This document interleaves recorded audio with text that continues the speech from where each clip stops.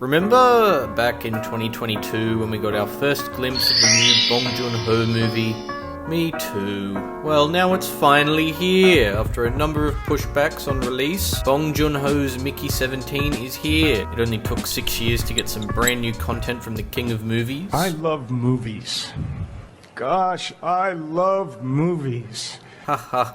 Me too, Mr. Reeves. Mickey 17 is based on the book Mickey 7 by Edward Ashton. In the movie, our titular protagonist, Mickey Barnes, who after a failed business venture involving Macrons and his quote-unquote friend Timo, flees Earth on a space shuttle headed for the planet Nilfheim. In order to leave Earth, he signs himself up as the shuttle's expendable, who sacrifices himself to create vaccines and discover new harmful toxins on the planet, resulting in him dying 16 times and clones of himself with different personalities taking his place. But it reaches a point where his 17th clone is presumed dead, only to return to his post and find his 18th clone sleeping in his bed. Ooh. It's a very interesting concept, and I think it's bizarre enough to fit perfectly into the hands of Bong Joon-ho. Having just watched the movie today, it contains a lot of similarity with Bong's previous movies, Snowpiercer and Okja, both of which contain primarily English-speaking cast. The elements taken from Snowpiercer is mainly the sci-fi apocalyptic backdrop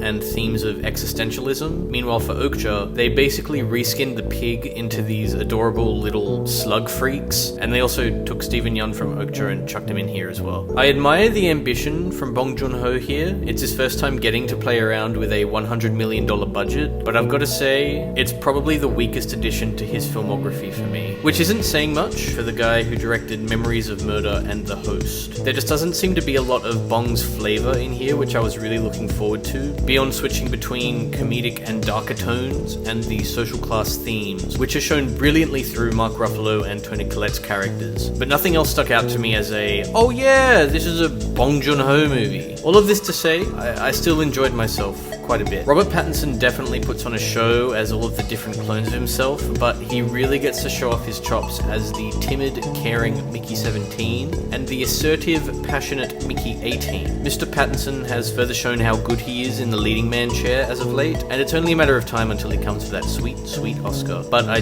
don't think it's going to be now, because it's definitely going to go to Jack Quaid for Novocaine. I'm just joking. It's going to go to Anthony Mackie for Captain America. Mark Ruffalo also has his moments, putting on a not-so-subtle Trump impression with his glamorous but moronic demeanor, even though it does become tired at some points. I did enjoy his dialogue exchanges, particularly anything that came out from Ruffalo and Toni Collette and both Mickeys, packing light punches of Bong Joon-ho's typical dark humor and excessive use of profanities as the punchline. The slug creatures, referred to as creepers in the movie, are a fun addition as well, but with its already full premise, it feels a little bit bloated with them being added later into the movie, even though they are essentially the premise. Still, a lot of fun was had in my private viewing of this movie, and when I say a private viewing, I don't mean Bong himself took me to his personal cinema and gave me a massage while showing it to me. I just mean nobody else bought a ticket for this 400-seat theatre. Very unfortunate, because it likely means this is going to be a box office bomb, but watching the Mission Impossible trailer by yourself in a cinema is pretty cool. Regardless of its flaws, I still think this is a very solid movie to come out that touches on a lot of big issues happening right now, and it deserves to still be watched. So I give it a thumbs up, highly recommend giving it a watch. If you've seen it, feel free to let me know your thoughts down below, and maybe hit subscribe while you're there, you know, it'd be greatly appreciated, you know, it'd mean a lot, man. Well, your story is very compelling, Mr. Jackass.